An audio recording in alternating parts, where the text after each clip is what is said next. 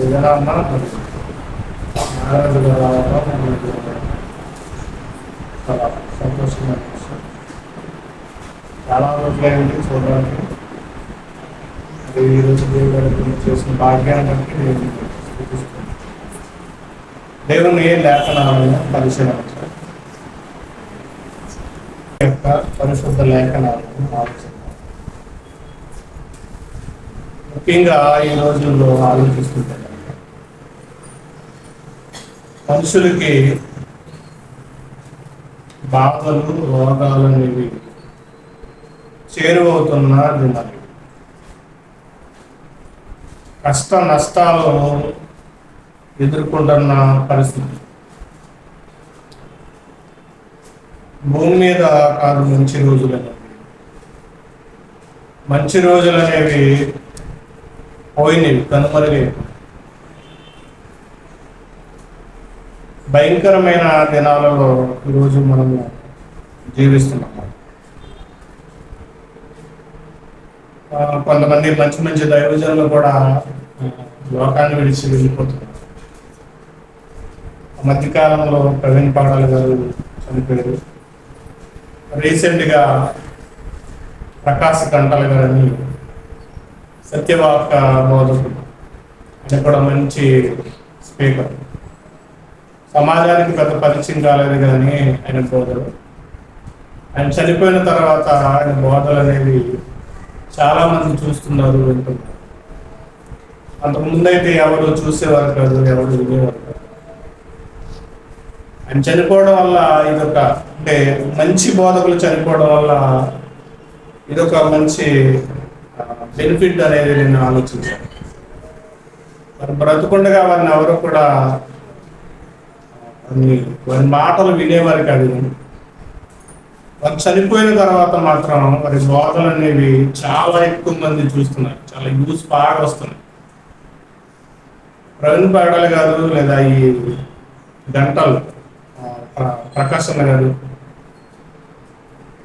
రక్షణ టీవీలో వారు మాట్లాడారు కానీ అప్పుడు ఎవరో వారిని పట్టించుకోలేదు, ఎవరో చూడలేదు. కానీ ఇప్పుడు ఆయన బోధలు వింటున్నప్పుడు అందరికీ ఆశ్చర్యం వేస్తుంది, బాగా చూస్తున్నారు. ఇలా మంచి మంచి బోధకులందరూ కూడా వెళ్ళిపోతున్నారు. అలాగే మనుషులకు కూడా రోగాలు అనేవి ఎక్కువ బలి చేరుతున్నాయి.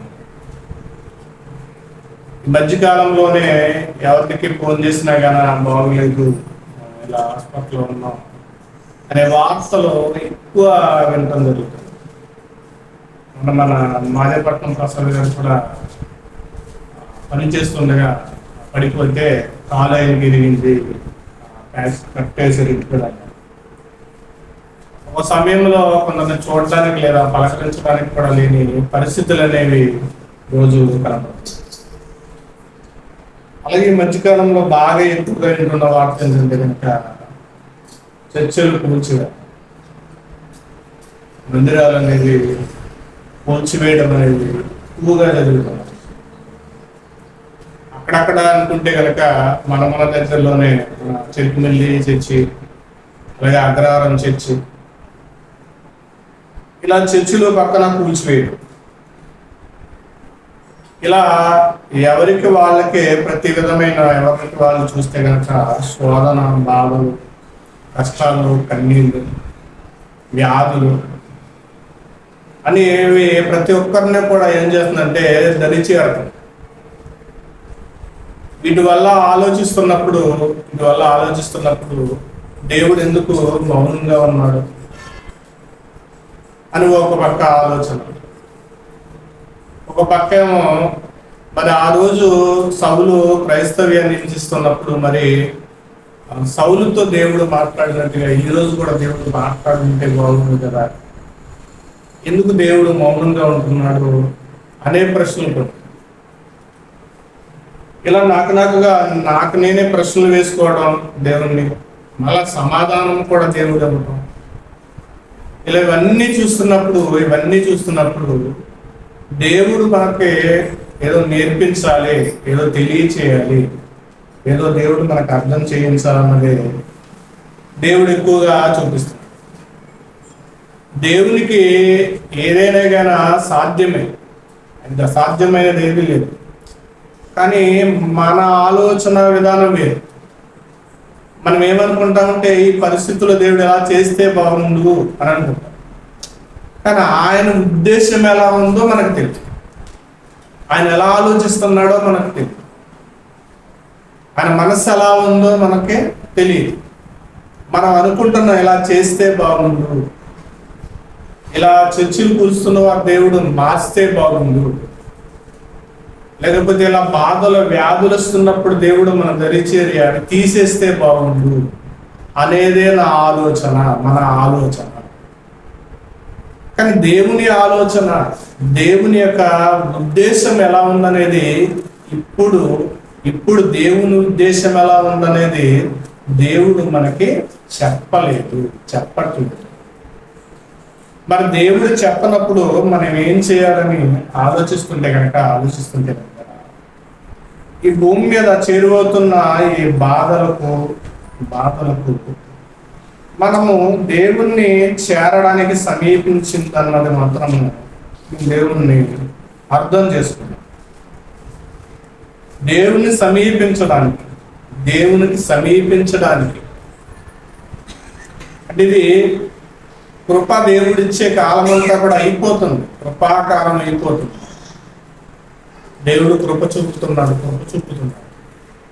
కృప చూపే కాలం ఇప్పుడు ఏముందంటే ఆగిపోతుంది. దేవుడు కృప చూపడానికి కాదు, ఆయన దగ్గరికి తీసుకోవడానికి, ఆయన దగ్గరికి పిలుచుకోవడానికి ఇష్టపడుతున్నాడు. ఒకప్పుడైతే సౌలుని హింసించాడు, దేవుడు ఆయన మీద కృప చూపించాడు. కానీ ఈరోజు దేవుడు కృప కాదు, కృప కరువైతుంది. మనమే ఆయన్ని చేరడానికి సిద్ధపడాల్సిన దినాలు ఇవి. మనమే ఆయన్ని చేరాలి. అందుకే కష్టాల విషయంలో మనం ఆలోచిస్తే కనుక బైబిల్ గ్రంథంలో నుంచి ఒక మాటను చూద్దాం. యాకోబు రాసిన పత్రిక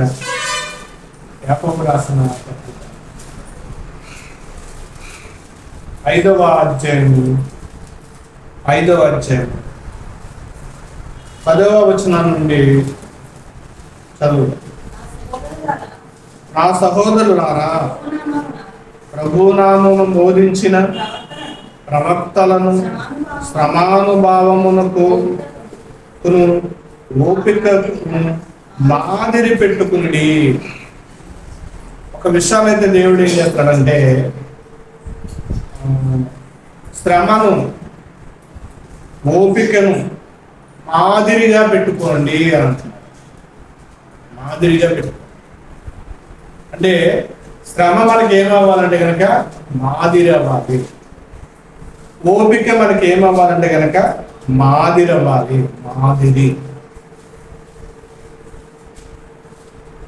అంటే మనకి అది ఏమవ్వాలంటే కనుక ఆ స్నేహం అవ్వాలి. దాంతో మనం ఏం చేయాలంటే సెలిమి చేయాలి శ్రమను. దాంతో మనం ఏం చేయాలంటే కనుక సహజీవనము చేయాలి, కలిసి జీవించాలి. ఇప్పుడు మనము శ్రమానుభావమును అంటే దేవుడు కృప చూపించి కాపాడడానికి లేదా కృప చూపించి మనం రక్షించేస్తాడని ఎదురు చూపులు అనేవి మనకి ఏముండకూడదండి, ఇప్పటి నుంచి ఉండకూడదు. అది కష్టంలో దేవుడు మనకి తోడుండాలి. కానీ ఆ కష్టానికి మనకి ఏం చేస్తున్నాడంటే జత చేస్తున్నాడు, స్నేహం చేస్తున్నాడు. దాంతో మనం ఏం చేయాలంటే కనుక ఇప్పుడు సహజీవనం అనేది చేయాలి, నడవాలి. లేదనుకుంటే కనుక మన ఆత్మీయ స్థితిలో మనం ఏం చేయలేమంటే ముందుకు వెళ్ళలేము. అదే చెప్తున్నాను. నా సహోదరులారా, ప్రభునామమును బోధించిన ప్రవక్తలను శ్రమానుభావమును ఓపికకు మాదిరిగా పెట్టుకోండి. ఆ శ్రమను ఆ ఓపికను మాదిరిగా తీసుకోండి. దాంతో మీరు ఏం చేయాలంటే కనుక సహజీవనం చేయాలి అని చెప్తున్నాడు. అందుకే బైబిల్లోనికి వెళ్ళి మనం కొన్ని విషయాలు మనం చూడగలిగితే వారి యొక్క శ్రమానుభవానికి ఎలా ఉందో చూస్తే కనుక కింద ఒకసారి యాకోబు పత్రిక ఇందాక చదివినట్టు కింద 11 వచ్చిన కూడా చదువుతాం. సహించిన వారిని ధన్యులను కొనుచున్నాము కదా, మీరు యోబు యొక్క సహనమును గూర్చి వింటిరి, ఆయన ఎంతో జాలియు కనికరము గలవాడని మీరు తెలుసుకుని ఉన్నారు అని తెలుసుకుని ఉన్నారు అంట. ఇప్పుడు యోబు గ్రంథం దగ్గరికి వెళ్తే కనుక నిజంగా శ్రమల విషయంలో మనకు బాగా పరిచయస్తుడు ఎవరంటే కనుక యోబు గారు. ఆయన పడినంత భూమి మీద శ్రమ, ఆయన పడినంత బాధలు, ఆయన అనుభవించిన ఆ శ్రమానుభావం అనేది చాలా గొప్పది. భక్తులందరికంటే కనుక ఈయన యొక్క శ్రమానుభవం అనేది మితిలేనిది అని చెప్పచ్చు. భక్తుల విషయం చాలా బాధ అనేది శ్రమలు అనేది అనుభవించారు.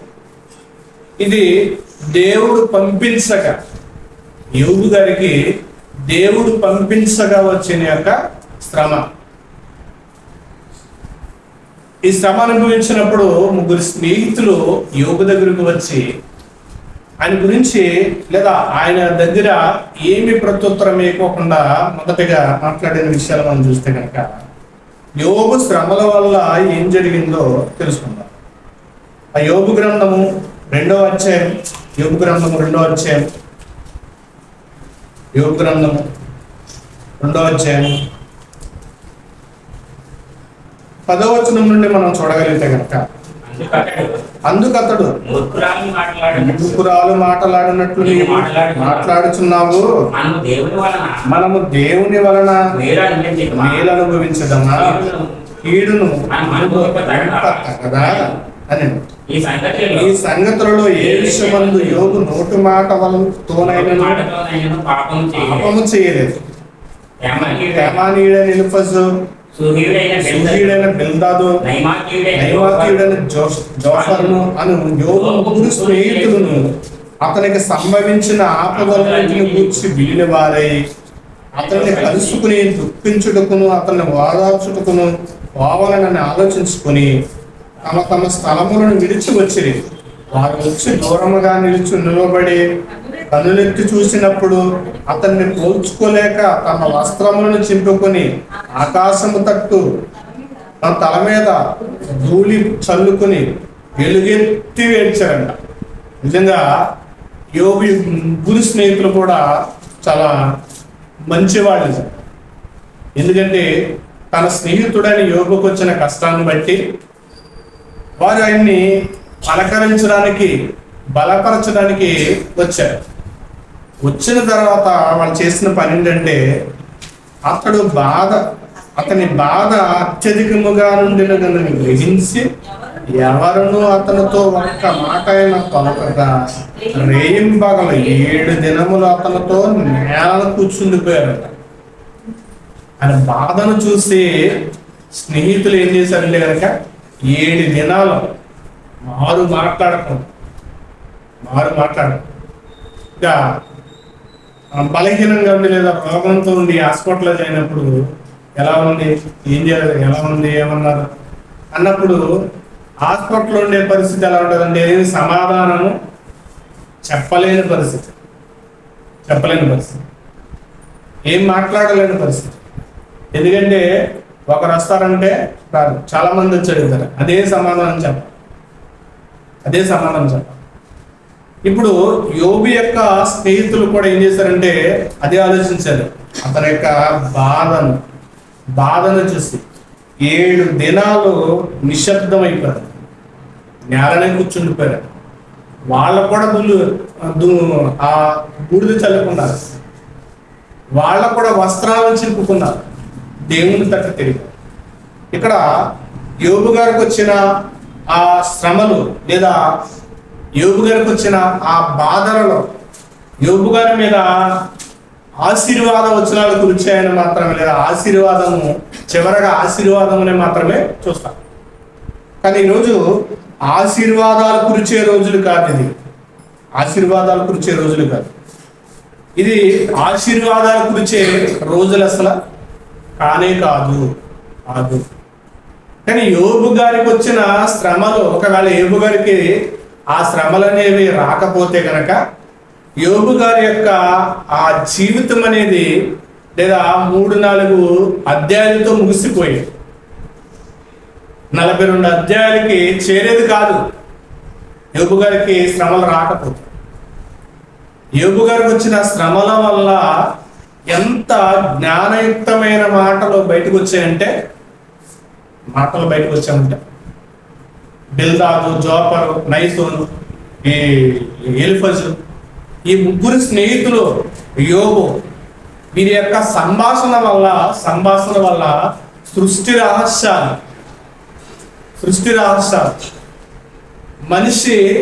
మనిషి జీవితం ఎలాంటిదో ప్రతి సంగతిని కూడా అపవాదుల గురించి, దేవుని యొక్క ఉనికిని గురించి, దేవుని ఔన్నత్యం ఎలాంటిది, దేవుని యొక్క కృప ఎలాంటిది, దేవుడు ఎలాంటి అద్భుతాలు చేశాడు సృష్టిలో, ఎలాంటి ఆశ్చర్యాలు చేశాడు అనేవి చాలా జ్ఞానయుక్తమైన సంగతులు బయటకు వచ్చాయి. యోబు గారికి శ్రమలు రావటం వల్ల, యోబు గారు శ్రమను అనుభవించడం లేదు. యోబు గారికి శ్రమ ఎదురవ్వకపోతే కనుక ఒక 3-4 అధ్యాయాలతో ముగిసిపోయేదేమో ఆయన జీవితం, ముగిసిపోయేది. కానీ యోబు గారికి వచ్చిన శ్రమల వల్ల జ్ఞానయుక్తమైన సంగతులు మనకు తెలుసుకోవడానికి దేవునికి ఉన్న ఔన్నత్యం, దేవునికి ఉన్న ప్రేమ బంధం, దేవుడు మనుషుల కోసం మేటిని చేశాడు, ఆకాశ నక్షత్రాల గురించి, భూముల గురించి, ప్రతి దాన్ని విచారించి తెలుసుకో, సముద్ర మత్స్యములను విచారించి తెలుసుకో. ప్రతిదీ కూడా నీ యొక్క వృద్ధాప్యం ఏంటో నీకు తెలుసా, నీ బాల్యం ఏంటో నీకు తెలుసా, బాల్యాన్ని దేవుడు ఎలా సృష్టించాడు అనేది ప్రతిదీ కూడా దేవుడు ఏం చేశాడని కనుక తెలియజేశాడు. ఇది శ్రమల వల్ల మనం నేర్చుకోవలసినది. ఇంకా శ్రమలతో మనం ఏమి చేయాలంటే కనుక సహజీవనం చేయాల్సిన పరిస్థితి అనేది ఇప్పుడు ఉంది. దేవుడి యొక్క ఆశీర్వాదాలు కురిచే రోజులు కాకుండా వేతనతో నడవలసిన రోజులు. ఇంకా మరొక ఆయన మనం చూడగలిగితే కనుక యోసేపు గారి యొక్క జీవితాన్ని బట్టి మనం కూడా చూడగలిగితే కనుక యోసేపు గారు ఏ అన్నలు అమ్మివేశారు, ఆయన మీద అసూయ చేత చిన్నవాడు, అందంగా ఉన్నాడు, తండ్రి ప్రేమిస్తున్నాడు, కడసారివాడని అసూయ చేత అన్నలు ఏం చేశారంటే కనుక పోతుపరుకి అమ్మివేసినప్పుడు అతడు అమ్మివేయబడి పోతుపరు ఇంటి దగ్గర నమ్మకంగా పనివాడిగా చేరాడు. ఫస్ట్ పనివాడిగా చేరిన తర్వాత ఆయన పరిస్థితి ఎలా ఉంటుందంటే కనుక బాగానే ఉంటుంది. ఒక ఇంటి అధికారి అయ్యాడంటే కనుక తనకు జీవితం ఏమనుకోవడంటే అమ్మివేయబడిన తర్వాత జీవితం మొదట పోతిపరింట్లో బానిసగా అమ్మివేయబడి ఇంటి మీద అధికారి అయ్యాడంటే కనుక ఒక మంచి పొజిషన్లో ఉన్నవాడు, తినడానికి, వండడానికి, పట్టుకోవడానికి ఏ లోటు లేనప్పుడు అతని మీద ఒక నెపం అనేది పడ్డది. అత్యాచారం అనే ఒక నెపము ద్వారా అతడు జైల్లోకి వెళ్ళాడు, ఖైదీ చేయబడ్డాడు. ఇప్పుడు అత్యాచార కేసు అనగానే ఎలా ఉంటుందంటే కనుక చాలా దారుణంగా ఉంటుంది. బెయిల్ అనేది ఉండదు. అది ఎవరో పోతీఫర్ యొక్క భార్య, అంటే ఒక అధికారి భార్య, రాజు భార్య కదా, ఒక అధికారి. ఆ దేశంలో ఐగుప్తు దేశంలో ఒక అధికారి ఒక వ్యక్తిని జైల్లో పెట్టాడంటే కనుక తీసుకురావాలంటే కనుక సామాన్యులకు కష్టం. ఇప్పుడు అన్నదమ్ములు లేరు, విడిపించడానికి అన్నదమ్ములు కూడా లేరు, లేదా అతనికి జామీ ఇవ్వడానికి కూడా ఎవరు లేరు. ఒక బానిసగా అమ్మబడ్డాడు. ఒక బానిస నేరం చేయలేదు, నేరం అనే యొక్క నేరం మీద జైల్లోకి వెళ్ళాడు. ఇప్పుడు నేరం మీద జైల్లోకి వెళ్ళిన ఆ యోసేపు గారికి ఎవరో బెయిల్ ఇచ్చేవారు కూడా లేరు. కానీ ఆయనకు వచ్చిన ఆ బాధల వల్ల, ఆ ఇబ్బందుల వల్ల, ఆ కష్టాల వల్ల అతని యొక్క ప్రవర్తనను బట్టి జైల్లో ఉన్న అధికారులకు మనస్సును కూడా ఏం చేశాడంటే యోసేపు గారు దోచుకున్నాడు. అధికారులకి నచ్చడం బట్టి, ఖైదీల మీద అధికారం అవ్వడం బట్టి, అతడికి వచ్చిన కళలను చెప్పడం బట్టి, ఇదిగో ఆ వార్త రాజు దగ్గరికి వెళ్ళింది. ఇప్పుడు శ్రమను అనుభవించడం వల్ల యోసేపు గారి జీవితంలో ఏం కనిపించిందంటే కనుక రాజు అయిపోయాడు. ఐగుప్తు దేశానికి ఫరో తర్వాత రాజు అయిపోయాడు. రాజ్యం అంతా కూడా అతని యొక్క గుప్పిట్లోనికి వచ్చేస్తుంది. ఇది ప్రారంభ దశ. ఎందుకంటే ప్రారంభ దశనే ఈరోజు కూడా క్రైస్తవులు ఏం చేస్తున్నారంటే ఏదే చూస్తున్నారు. దేవుడు ఇంకా మాకు ఆశీర్వాదాలు కురిపించాలి, దేవుడు మాకు ఇంకా బాధలను తొలగించాలి, దేవుడు మాకు ఇంకా కష్టాలను తీసేయాలి, ఆపదలను తప్పించేయాలి. వీటి కోసమే చూస్తున్నాం. కానీ వాళ్ళందరూ కష్టం అనుభవించిన తర్వాత శ్రమ, సుఖం అనేది దొరికింది, నెమ్మది అనేది దొరికింది. కానీ ఈ రోజు పరిస్థితి ఎలాంటిదంటే కనుక ఒక ఆయన చూద్దాం. లోకాసు వార్త 16వ అధ్యాయం, 20వ వచనం నుండి మనం చూడగలిగితే కనుక లోకాసు వార్త 16వ అధ్యాయం 20వ వచనం నుండి మనం చూడగలిగితే, లాజరు ఒక దరిద్రుడు ఉండెను, వాడు కురుకులతో నిండిన వాడే ధనవంతుని ఇంట వాకిట పడి ఉండెను.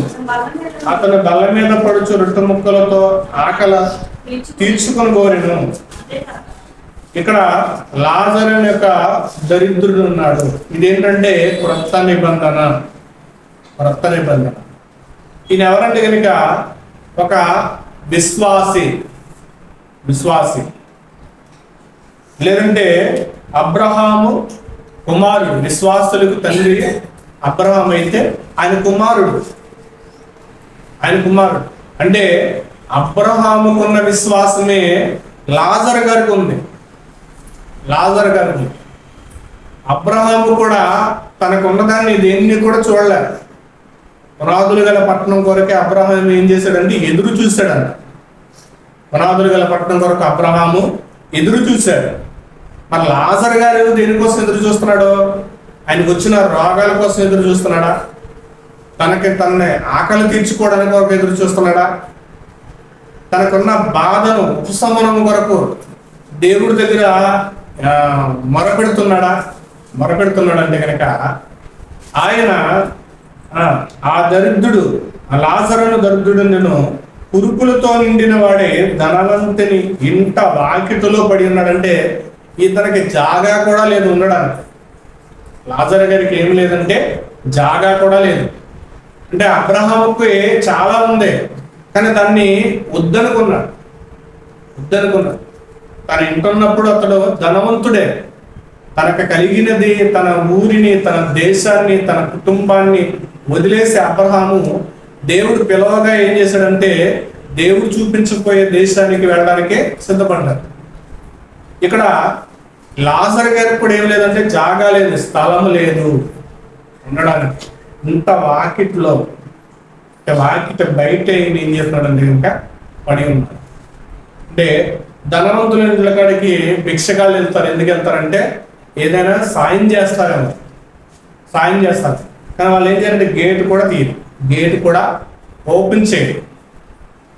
వీళ్ళ ఆశ ఏంటంటే ధనవంతులకు ఏదైనా కడుపు నిండుతుందని వెళ్తారు. వాళ్ళ గేట్ డోర్ కూడా తీరు. ఈయన వాకిటిలోనే పడి ఉన్నాడు. ఆకలి తీర్చుకొని కోరుతున్నాడు. ఏమన్నా పడేస్తే, రొట్టు ముక్కలు పడవేస్తే. కానీ ధనవంతుడా అవి ఒకవేళ పడగానే కుక్కలు వచ్చి పుళ్ళే నాగుతున్నాయంటే కనుక ఆ ఆహారం లాజరు గారికి నోటికి కూడా అందట్లా. అంటే వాటి కడుపు నిండక ఏం చేస్తున్నావు అంటే లాజరు గారి యొక్క కురుపులని ఏం చేస్తున్నావు, అవి నాగుతున్నావు. కురుపులే నాగుతున్నావు అంటే కనుక ఇంకా ధనవంతుడు కుక్కలు కూడా సరిపడ ఆహారం కూడా వేయట్లేదు. అతని బల్ల మీద నుండి పడు రొట్టు ముక్కలతో ఆకలి తీర్చుకొని బోరెను. అంతేగాక కుక్కలు వచ్చి వారి కురుపులు నాకేమి. ఆ దరిద్రులు చనిపోయి ఆ బాధను అనుభవించిన తర్వాత లాజరు గారు ఏం చేశారంటే చనిపోయి దేవదూతల చేత అబ్రహాము రొమ్మున ఆనుకుంటూ అనుకోబడును. ధనవంతుడు కూడా చనిపోయి పాతి పెట్టబడును. అప్పుడు అతడు పాతాళములో బాధపడుచు కన్నులెత్తి దూరముగా నుండి అబ్రహాము అతని రొమ్మును ఆనుకుని లాజరును చూసి, తండ్రివైన అబ్రహామా, నా యందు కనికరపడి తన వేలుకొనతో నేలను ముంచి నా నాలుకను చల్లార్చుటకు లాజరును పంపమని నేను ఈ అగ్నిజ్వాలలో యాతన పడుచున్నానని కేకలు వేసి చెప్పాను. అందుకు అబ్రహాము, కుమారుడా, నీవు నీ జీవిత కాలమందు నీకిష్టమైనట్టు సుఖమును అనుభవించితివి. అలాగునే లాజరు కష్టమును అనుభవించనని జ్ఞాపకము చేసుకును. ఇప్పుడైతే వాడిక్కడ నెమ్మది పొందుచున్నాడు, నువ్వు యాతన పడుచున్నావు. అక్కడ యాతన పడిన ఆయనేమో ఇక్కడ నెమ్మది పొందుచున్నాడు. ఇక్కడ నెమ్మది పొందిన వాడేమో అక్కడ యాతన పడుచున్నాడు. ఇప్పుడు లాజరు గారి జీవితంలో అన్నీ కూడా కష్టాలే చేరువైనవి. ఆయన బ్రతుకు దినాలన్నీ కూడా శ్రమలతో ఆయన ఏం చేశాడంటే సహజీవనము చేశాడు. ఆయన బ్రతుకు దినాలన్నీ కూడా కష్టాలతోనే సహజీవనం చేశాడు. కడుపు నిండడానికి కూడా లేని పరిస్థితి లాజరు. కానీ చివరికి ఏం చేరువైందంటే ఆయనకి దేవుడి దగ్గరికి చేరువయ్యాడు. దేవుణ్ణి చేరుకున్నాడు. అంటే ఒక మనిషికి కష్టాలనేవి, నష్టాలనేవి, బాధలనేవి ఉంటున్నామంటే కనుక అతడు దేవునికి చేరువవుతున్నాడు. ప్రకాశన గారు ఒక 3 నెలల మట్టి మంచం మీద ఉన్నాడు. ఆయన వ్యాధిగ్రస్తుడు. ఇప్పుడు ఆయన వాళ్ళ బ్రదర్ సాక్ష్యం చెప్తూ ప్రకాష్ ఎలా ఉన్నామంటే, నేను సిద్ధపడ్డాను. నేను దేవుని దగ్గరికి వెళ్ళిపోవడానికి ఈ పడక మీద నేను సిద్ధపడ్డాను. అంటే ఒక దేవుని యొక్క సేవకుడు లేదా ఒక విశ్వాసి అయిన కష్టాలు అనుభవిస్తున్నాడంటే, శ్రమలు బాధలు అనుభవిస్తున్నాడంటే దేవుని దగ్గరికి చేరుకోవాలన్న కోరిక ఎక్కువ కలుగుతుంది. చూడండి, బాధలు వచ్చినప్పుడు మనం ఎక్కువగా పలకరించేది ఎవరినంటే కనుక దేవుణ్ణి పలకరిస్తాం. బాధలు లేనప్పుడు, ఆరోగ్యం ఉన్నప్పుడు ఏం చేస్తాం, దేవుడు మనకి గుర్తుకురాడు. పలకరించం కూడా. ఎందుకని పని బిజీలో ఉంటాం. పని బిజీలో ఉండి మనం ఏం చేస్తామంటే ఒక్కొక్క సందర్భంలో ప్రార్థన కూడా మర్చిపోయే పరిస్థితులు. అదే ఒక మనిషికి, ఒక క్రైస్తవుడికి కష్టాలు లేదా వ్యాధులనేవి మనిషికి ఉంటే గనక ఆ వ్యాధులు ఉండేటప్పుడు దేవునితోనే మాట్లాడుతుంటారు. దేవుని గురించే ఆలోచిస్తుంటారు. దేవుని దగ్గరికి తొందరగా వెళ్ళాలన్నాక తాపత్రయం అనేది వస్తాం. దేవుడు ఈ కాలంలో వ్యాధుల కంటే నువ్వు ఆయన దగ్గరికి రావడమే ముఖ్యమైంది. నువ్వు రావడమే ముఖ్యం. దేవుడు అదే చూస్తున్నాడు. మనం ఏం చూస్తున్నామంటే మన వ్యాధులు చూస్తున్నాం, మనం బాధలు చూస్తున్నాం, మన ఇబ్బందులు చూస్తున్నాం. కానీ దేవుడికి ఏమో నువ్వు ఆయన దగ్గరికి రావాలి, వెళ్ళిపోవాలి, ఆయనతో ఉండాలని ఎదురు చూస్తాం. అందుకు దేవుడు ఇప్పుడు ఏం చేయట్లే, అద్భుతాలు చేయట్లే. దేవుడు ఆశ్చర్యాలు చేయట్లే. అందుకు దేవుడు మన కోసం ఏం చేస్తున్నాడంటే కనుక ఎదురు చూస్తున్నాడు.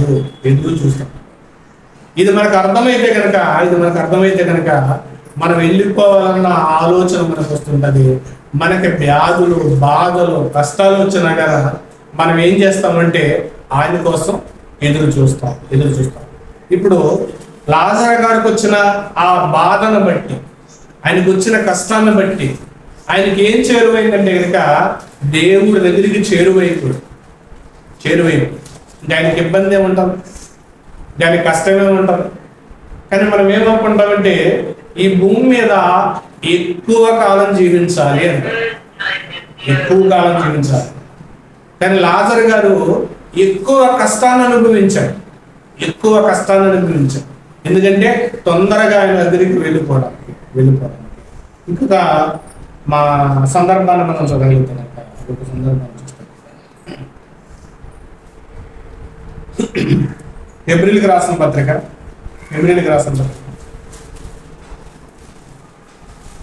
5వ అధ్యాయం 8వ వచనం మనం చదవగలుగుతాం.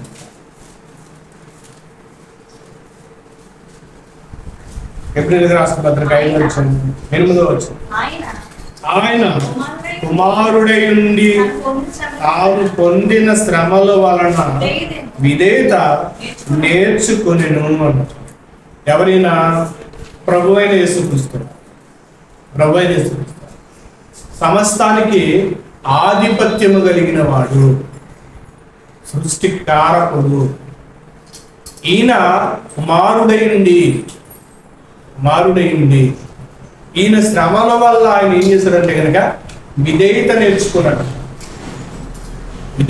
లోపడటం. అందుకే ఎవరైనా ఆయన్ని కొడుతుంటే ఏం చేస్తాడు, ఆయన తిరగబడే తత్వం రాలేదు. ఆయన ముళ్ళ కిరీటం పెడుతుంటే, ఉమ్ము వేస్తుంటే, అవమానపరుస్తుంటే ఆయనకి కోపం అనేది రాల. కళ్ళెర చేయడం కూడా రాదు. మనకు ఒకవేళ అన్యాయంగా మన మీదకి ఏదన్నా నిందొస్తే మనం ఏం చేస్తామంటే దాన్ని, ఇది నేను చేయలేదు అని రుజువు చేసుకోవడానికి మనం ఇష్టపడతాం.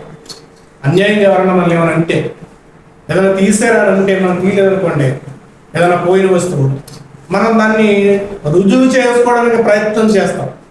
నేను చేయలేదు ఆ పని, నేను ఆ పని చేయలేదు, నేను ఆ తప్పు చేయలేదు, ఆ తప్పు నేను చేయలేదని మనం ముందుకు వెళ్తాం.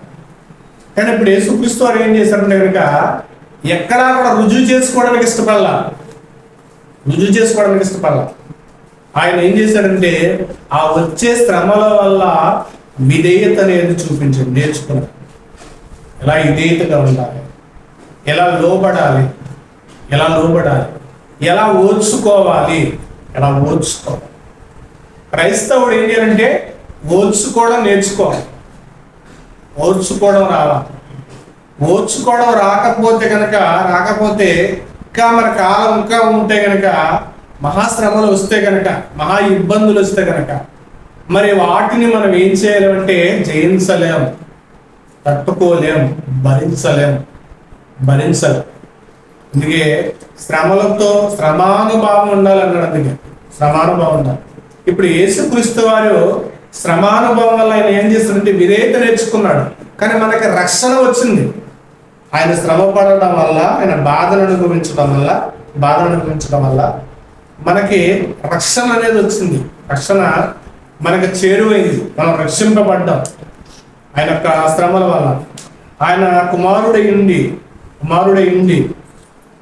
తాను పొందిన శ్రమల వలన విధేయత నేర్చుకుని అలాగనైనా బ్రతుకున్న దినాలన్నిటిలో కూడా మహారోదన, కన్నీళ్లు, మరణం నుండి రక్షింపగల వారికి గురించి ఆయన బాధను ఏం చేశాడంటే ఓర్చుకున్నాడు.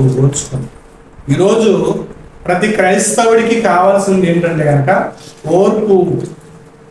ఓర్చుకోవడం రావాలి, బాధలు సహించడం రావాలి. ఆ బాధల్ని మనం తట్టుకునే శక్తిని మనం ఏం చేయాలంటే కనుక సంపాదించుకోవాలి. మనకు ఒక రోగం వస్తుంది అనుకోండి, ఆ రోగాన్ని తట్టుకోవడానికి మనకి వైద్యులు ఏమి ఇస్తున్నారంటే మెడిసిన్ ఇస్తున్నారు, యాంటీబయాటిక్. అంటే మన రోగముతో అది ఏం చేయాలంటే కనుక పోరాటం చేయాలి.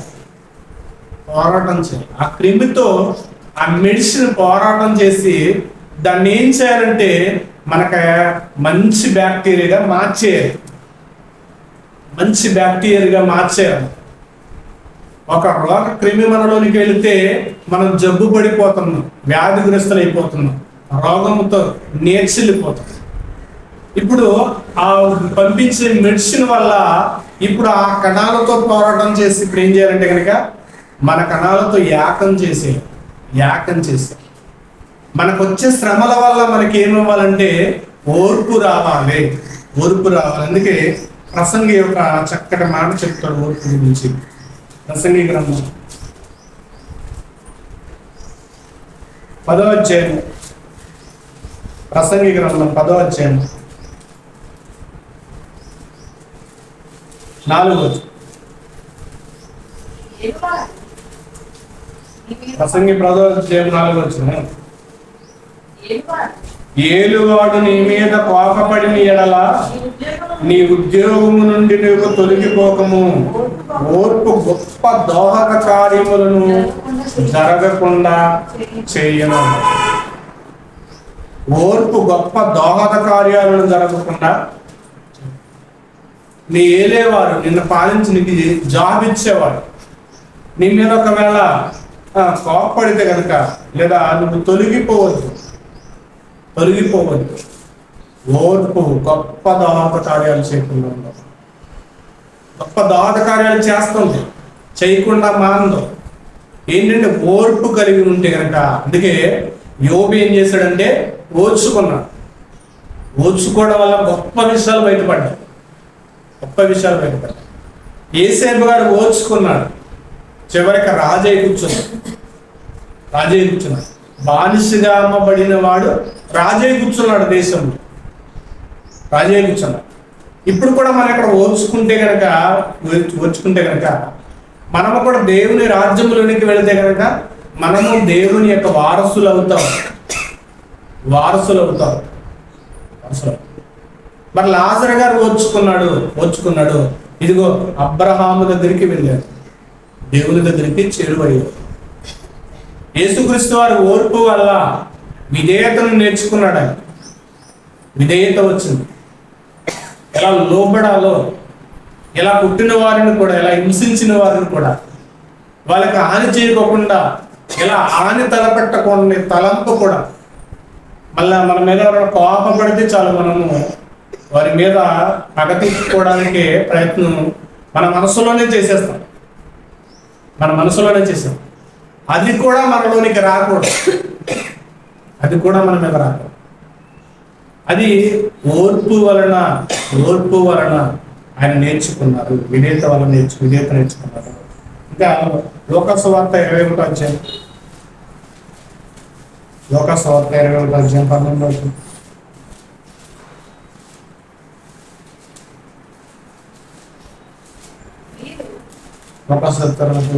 మీరు మీ ఓర్పు చేతనే మీ ప్రాణములను దక్కించుకుందురు అంటారు.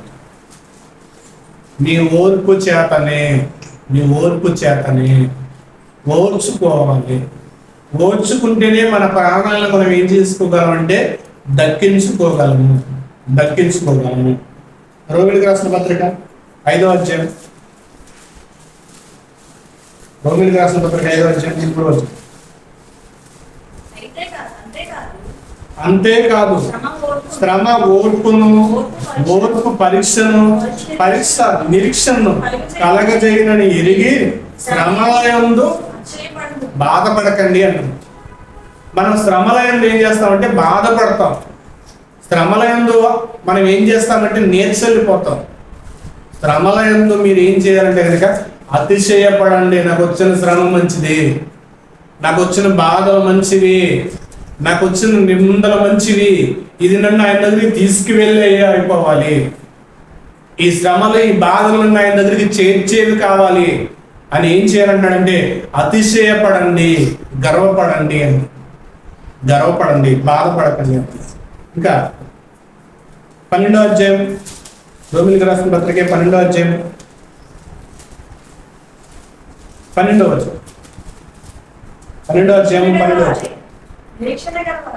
నిరీక్షణ గలవారే సంతోషించుచు, శ్రమలయందు ఓర్పు గలవారే ప్రార్థనయందు పట్టుదల కలిగి ఉండండి అంట. ఎందుకంటే శ్రమలయందు నిరీక్షణ గలవారే, శ్రమలు వచ్చినప్పుడు నిరీక్షణ ఉంటుంది, మనకి దేవునితో ఉండాలన్న నిరీక్షణ ఉంటుంది. ఆ శ్రమలలో మనకి ఏముండాలంటే కనుక పట్టుదల అనేది ఉండాలి, పట్టుదల కలిగిన వారే ఉండాలి. ప్రార్థనలో శ్రమ వచ్చినప్పుడే మనం ఏం చేస్తామంటే దేవుణ్ణి అడుగుతాం.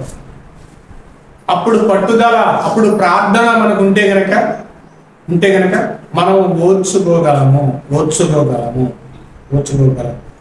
అధ్యాయం, దేవునికి రాసిన పత్రిక 15వ అధ్యాయం 4వ వచనం. యాలయనగా ఓర్పు వలనను, లేఖనము వలనను, ఆదరణ వలనను మనకు నిరీక్షణ కలుగుటకై పూర్వమందు రాయినవన్నీ మనకు బోధ కలుగు నిమిత్తమే రాయబడి ఉన్నవి అంటున్నారు. ఇవన్నీ ఎందుకు రాయబడి ఉన్నామంటే కనుక మనకి బోధ కలగాలి, మనకి తెలియాలి, మనకు అర్థం కావాలి, మనం అర్థం చేసుకోవాలి. ఈ వచ్చే బాధల వల్ల మనం అర్థం చేసుకోవాల్సింది, మనకి తెలియాల్సింది ఏంటంటే కనుక ఇది యాలయనగా ఓర్పు వలన, లేఖనముల వలనను, ఆదరణ వలనైనను మనకు నిరీక్షణ కలుగుటకై అన్నట్టు. మనకు ఓర్పు వస్తే లేఖనముల వల్ల మనకి ఏమొస్తుందంటే ఆదరణ దొరుకుతుంది. శ్రమ వచ్చినప్పుడు ఒక భక్తుని మనం చూస్తే కనుక మనకి ఏమనిపిస్తుంది అంటే ఓర్పు దొరుకుతుంది, ఆదరణ వస్తుంది. అవును కదా, ఆయనే బాధ అనుభవించాడు కదా, ఆయనే శ్రమ అనుభవించాడు కదా, ఆయనే కష్టాన్ని అనుభవించాడు కదా, నాకు ఇది మంచిదే అని అనిపిస్తాను. నిరీక్షణ కలుగుటకే పూర్వమందు రాయబడినవన్నీ మనకే బోధ కలుగు నిమిత్తం పొందాలి. అర్థమయ్యేటందుకు ఇవన్నీ ఎందుకు జరుగుతున్నామంటే కనుక మనకి బోధ కలగాలి. కానీ ఈరోజు బోధ కలగడానికి చూడట్లేదు. దేవుడు ఏదో చెయ్యాలని మాత్రమే చూస్తాం, దేవుడు ఏదో మార్చేయాలని మాత్రమే చూస్తున్నాం. దేవుడు మార్చేయాలి, దేవుడు ఏదో చెయ్యాలి కాదు, మనకి బోధ కలగాలి. ఆ బోధ మనకు రావాలి. శ్రమ రాగానే మనకి ఆ బోధ మనకి ఏమవ్వాలంటే అర్థమైపోవాలి. మన బోధలో ఏమవ్వాలంటే నిలిచి ఉండాలి. ఆ బోధలో నిలిచి ఉన్నప్పుడు మనకి ఏమవుతుందంటే కనుక నిరీక్షణ కలుగుతుంది. ఆయన దగ్గరికి వెళ్ళాలన్న ఆలోచన మనకు ఏర్పడుతుంది. ఆయన దగ్గరికి చేరిపోవాలన్న తృష్ణ మనకి ఏమవుతుందంటే కలుగుతుంది. ఇంకా కొలసీలకు రాసిన పత్రిక మొదటి అధ్యాయము, కొలసీలకు రాసిన పత్రిక మొదటి అధ్యాయము 9-12 కలిపి ఉన్నాయి, చదువు. అందుచేత ఈ సంగతులు వినునాట నుండి మేము మీకు నిమిత్తము ప్రార్థన చేయుటకు మానక, మీరు సంపూర్ణ జ్ఞానము నందు ఆత్మ సంబంధమైన వివేచన గలవారే, ఆయన చిత్తము పరిపూర్ణముగా గ్రహించిన వారే, ప్రతి సత్కారమును సఫలులకు దేవుని విషయమై జ్ఞానమందు అభివృద్ధి పొందుచు అన్ని విషయంలో ప్రభువును సంతోషపెట్టునట్టుగా ఆయనకు తగినట్టుగా నడుచుకునవలనని ఆనందముతో కూడిన పూర్ణమైన ఓర్పును అంటారు. ఆనందముతో కూడిన పూర్ణమైన ఓర్పు అంటారు.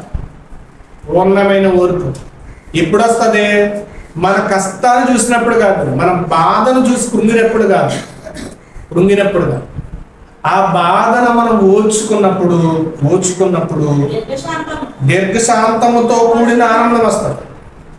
ఆ బాధను మనం ఓర్చుకున్నప్పుడు, ఆయన్ని చూసినప్పుడు, దేవుని చూసినప్పుడు, ఆ బాధలో మనం ఆయన చూసినప్పుడు మనకేమొస్తుందంటే ఆనందంతో కూడిన పూర్ణమైన ఓర్పు దీర్ఘశాంతమును కనపరుచినట్లు ఆయన మహిమా శక్తిని బట్టి సంపూర్ణ బలముతో బలపరచబడాలని తేజోవాసుల పరిశుద్ధుల స్వాస్థ్యములో పాలివారగుటకు మనల్ని పాత్రులుగా చేసిన తండ్రికి మీరు కృతజ్ఞతాస్తుతులను చెల్లింపవలనని దేవుణ్ణి బతుమాలుచున్నారన్నారు. అన్ని విషయాల్లో కూడా మళ్ళా దేవుణ్ణి అడుగుతున్నాడు అపోస్తలుడైన పౌలు. మీరు పూర్ణమైన ఓర్పుతో, సంపూర్ణమైన ఓర్పుతో దీర్ఘశాంతమును కనపరచాలని, ఆయన శక్తి మీకు రావాలని, ఆయన బలము మీకు రావాలని. యేసుక్రీస్తు వారికి ఆ శ్రమను ఓర్చుకునే ఆ శక్తి ఎలా వచ్చిందంటే కనుక ఆయన ప్రతి రాత్రి కూడా గెత్సేమనే తోటలో దేవునితో గడుపుతున్న దాన్ని బట్టి, ప్రతి రాత్రి కూడా గెత్సేమనే తోటలో ఏం చేశాడంటే ఆయన దేవుని సహవాసాన్ని అడిగారు. అందుకు యేసుక్రీస్తు వారు ఆ శ్రమను భరించడానికి, అంతటి యొక్క శ్రమానుభవాన్ని, అంతటి కష్టాన్ని, అంతటి సిలువ యొక్క త్యాగాన్ని ఆయన ఏం చేస్తారంటే కనుక ఓర్చుకోగలిగారు. ఒక్క దెబ్బ కొడితేనే మనకి ఇవి మీద చెల్లుమని తగిలితేనే కళ్ళంపడ నీళ్ళు గిరిగిరా తిరుగుతాయి. మరి ఆయనకి కొరడా దెబ్బలు, ముళ్ళ కిరీటం, బల్లెపు పోటు, సిలువ మేకులు, ఇవన్నీ ఎలా సహించగలిగాడు? తండ్రితో ఆయన ఏకమైన ప్రార్థన చేయడం, గెత్సేమనే తోటలో ప్రార్థన చేయడం.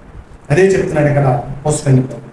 ఇదిగో పరిశుద్ధుల సాక్ష్యంలో పాలివారొకటుకు మనలను పాత్రులుగా చేసిన తండ్రికి మీరు కృతజ్ఞతాస్తుతులు చెల్లింపవలనని దేవుణ్ణి బతుమాలుచున్నాను. మీకు వచ్చే మన శ్రమల్లో ఓర్చుకోవాలంటే కనుక మనం ఆయనకి ఏం చేయాలంటే కృతజ్ఞతాస్తుతులు చెల్లించాలి.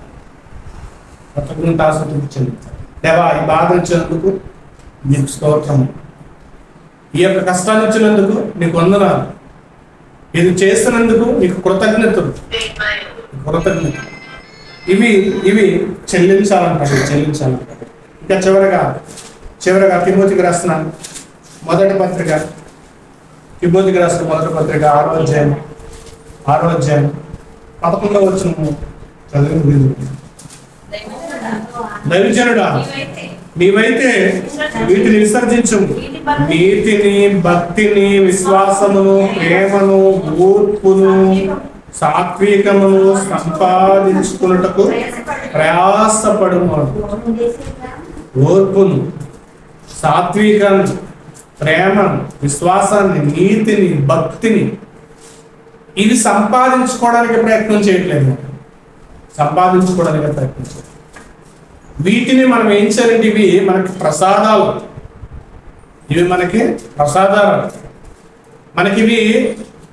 ఇవి మనం పొందుకోవాల్సినవి మాట. వరాలు. దేవుడు నాకు అభిషేకించేవారం, దేవుడు నాకు స్వస్థపరిచేవారం కాదు. దేవుడు మనం దేవుడి దగ్గర పొందుకోవలసిన వరాలు ఇవి. నీతి, భక్తి, విశ్వాసము, ప్రేమ, ఓర్పు, సాత్వికం, ఇవి దేవుడి దగ్గర ఉన్న ప్రసాదాలు. ఇవి మనం ఏం చేయాలంటే దక్కించుకోవాలి. బహుమానాలుగా మనం వీటిని ఏం చేయాలంటే తీసుకోవాలి. ఇవి సంపాదించుకుంటే కనుక మనం ఆయన దగ్గరికి వెళ్తాం.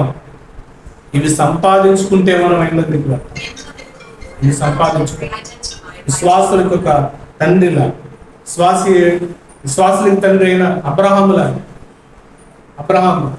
అబ్రహాం ఏదైతే నిరీక్షణ కలిగిన వాడే, పునాదులు గల పట్టణం కొరకు ఎలాగైతే ఎదురు చూశాడో అదే ఆలోచనతో లాజరు గారు కూడా ఎదురు చూశాడు.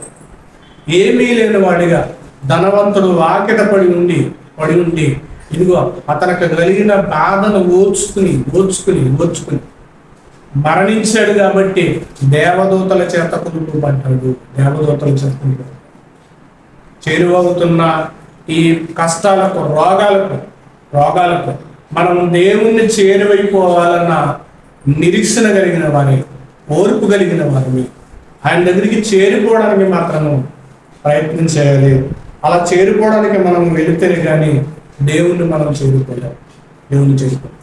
కాబట్టి వస్తున్న శ్రమలను బట్టి దేవుడు ఏదైనా మార్చేయగలడు. కానీ ఆయన మార్చేస్తే కనుక ఇంకా మనం ఏం ఎదురు చూస్తామంటే దేవుడు ఇంకా ఏదో చేస్తాడనే చూస్తాం. ఇప్పుడు మనకు వచ్చిన కష్టాలు, మనకు వచ్చిన అప్పుబాధలను దేవుడు తీసేస్తే మరలా మనం నెక్స్ట్ టైం కూడా అదే ఎదురు చూస్తాం. ఇప్పుడు వెళ్ళిపోవడానికి మాత్రం ఏం చేయట్లేదంటే ఎదురు చూడట్లేదు ఎవరు, ఆయన దగ్గరికి వెళ్ళాలని ఎవరు ఎదురు చూడట్లే. అందుకు దేవుడు ఏం చేయట్లేదంటే ఆయన చేయాల్సిందంతా కూడా ఆగిపోయి చూస్తున్నాడు. రావాలి, నా దగ్గరికి రావాలి, ఓర్పు నేర్చుకోవాలి, నిరీక్షణ నేర్చుకోవాలి, ప్రేమను నేర్చుకోవాలి, సహించడం నేర్చుకోవాలి, సాత్వికాన్ని ఇవి సంపాదించుకుంటే నా దగ్గరికి వచ్చేస్తారు. కానీ మనం ఏంటంటే ఏవో సంపాదించాలని మాత్రమే మనం చూస్తున్నాం. ఆయన సంపాదించాల్సిన దాన్ని మనం ఏం చేస్తామంటే విడిచిపెట్టేస్తున్నాం. ఆయన ఏదైనా చేయగలరు. కానీ చేయగలిగింది ఆయన చేయట్లేదంటే నువ్వు చేయాల్సిన దాన్ని వదిలేసావని అర్థం. మనం చేయాల్సిన పని వదిలేసాం కాబట్టి ఆయన కూడా చేయాల్సినవి వదిలేసి ఏం చేస్తున్నాడంటే మన కోసం ఎదురు చూస్తున్నాడు. ఆయన భక్తుల కోసం దేవుడు ఏం చేస్తున్నాడంటే ఎదురు చూస్తున్నాడు. కాలం అనేది మంచిగా ఏమీ లేదు. చూడండి, హైదరాబాద్లో ములకలు, వరదలు, డాబాలు మునిగిపోతున్నాయి, కొట్టుకుపోతున్నాయి. ఎదురు చూస్తున్నారు, వీడియోలు పెడుతున్నారు. మమ్మల్ని రక్షించే వారిని హెలికాప్టర్లో పంపించలే. అధికారులు కూడా ఏమీ పంపించలేకపోతే అధికారుల ప్రయత్నాలు కూడా ఏమీ పని చేయట్లేదు. ఒక పక్క రోగాలు, ఒక పక్క వ్యాధులు, రోగాలు, కష్టాలు, ఇవన్నీ చూసినప్పుడు మనకు అర్థం కావాల్సింది మనం కూడా వెళ్ళిపోవాలి. ఈ లోకాన్ని విడిచి మనం వెళ్ళిపోవాలి. మనకి శ్రమ, కష్టం అనేది, ఓర్పు అనేది మనకు రావాలి. ఇవి మనము సంపాదించుకోవాలి. నీవైతే వీటిని దైవజనుడా వీటిని విసర్జించి నీతిని, భక్తిని, విశ్వాసమును, ప్రేమను, ఓర్పును, సాత్వికమును సంపాదించుకున్నట్టుకు ప్రయాసపడండి, కష్టపడండి. ఇవి సంపాదించుకుంటే మనం ఆయన దగ్గరికి వెళ్ళిపోతాం. నిరీక్షణ కలిగిన వారే ఆయన్ని చేరడానికి ఎదురు చూద్దాం. ఆయన దగ్గరికి వెళ్ళిపోవడానికి ఎదురు చూద్దాం. ఆయనతో ఉండడానికి ఇష్టపడతాం. ఆయనతో నిత్యము జీవించడానికి ఇష్టపడతాం. అలా ఆయన్ని చేరుకునే వారిగా ఉండాలని కోరుకుంటూ నా మాటలు పిలుస్తున్నాను, ప్రార్థన చేసుకుంటాను. పరిశుద్ధుడా, మహోన్నతుడా, సర్వాధికార, మీ ఉన్నతమైన పవిత్రమైన గణనామానికి స్తుతిస్తోత్రాలు. నాయన, మేము కూడా శ్రమానుభవం అనుభవించి భక్తులను చూసాం. అట్టి శ్రమను, ఓపికను మాదిరిగా పెట్టుకుంటాం. అటు ఓపిక మాకు అనుగ్రహించింది. శ్రమ వచ్చినప్పుడు, బాధ వచ్చినప్పుడు వాటిని సహించి, వాటిని ఓర్చుకుని, వాటిని భరించే శక్తిని మాకు, వాటిని భరించి సహించగలం, మిమ్మల్ని చేరుకునే శక్తిని మాకు ప్రసాదించాలి. మీ కృప కొరకు మాత్రమే ఎదురు చూడగలిగే భాగ్యాన్ని ప్రసాదింపచేసి నడిపించింది, సహాయం ఇచ్చింది. క్రీస్తు వారు ఉన్నతమైన ప్రార్థించండి.